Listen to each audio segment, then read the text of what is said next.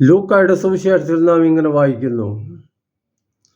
അപ്പോൾ പിശാച് അവനോട് പറഞ്ഞു, നീ ദൈവപുത്രനാണെങ്കിൽ ഈ കല്ലിനോട് അപ്പമാകാൻ കൽപ്പിക്കുക.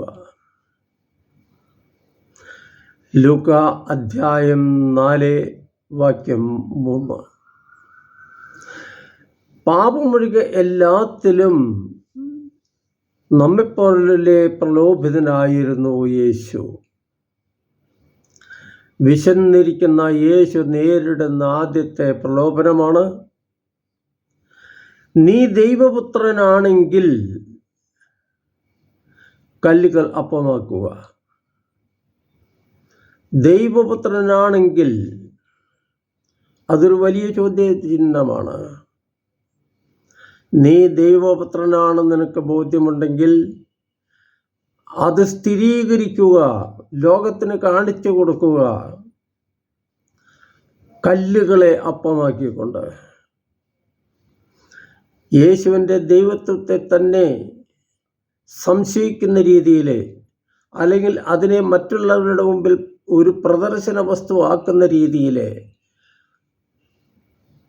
പ്രലോഭകൻ യേശുവിനെ സമീപിക്കുകയാണ്.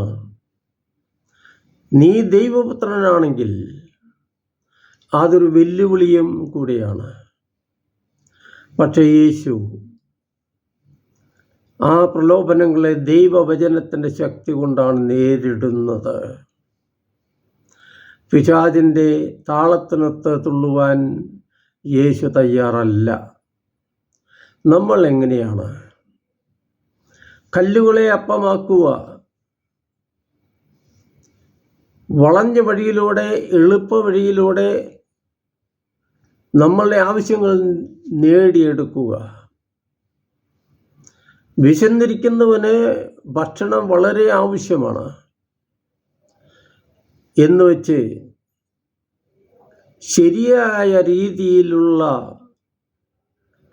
അപ്പം സ്വീകരിക്കലോ അതിനുള്ള വഴി കണ്ടെത്തല് ഉപേക്ഷിച്ച് എളുപ്പ വഴിയിലൂടെ, തെറ്റായ രീതിയിലൂടെ അപ്പം ഭക്ഷിക്കാൻ, അപ്പം സ്വീകരിക്കാൻ, അപ്പം ഉണ്ടാക്കാൻ, അതായത് ധനം സമ്പാദിക്കാൻ നമ്മൾ ശ്രമിച്ചാൽ അത് തെറ്റാണ്.